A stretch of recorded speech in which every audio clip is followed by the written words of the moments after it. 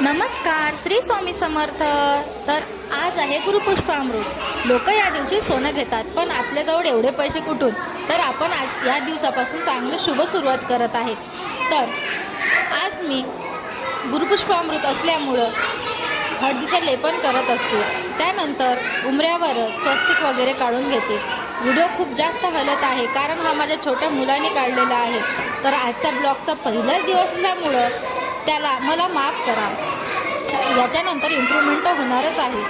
नंतर मी देवपूजा केली, आरती वगैरे करून घेतली. कारण गुरुपुष्पामृतच्या दिवशी आपली जी काय सेवा आहे, नित्यसेवा, ते करणं खूप गरजेचं आहे. दररोज धावपळीच्या युगामध्ये तरी होत नाही आहे माझ्याच्याने, पण या गुरुपुष्पामृत आवर्जून जे होणार शक्य ते गोष्टी करणार.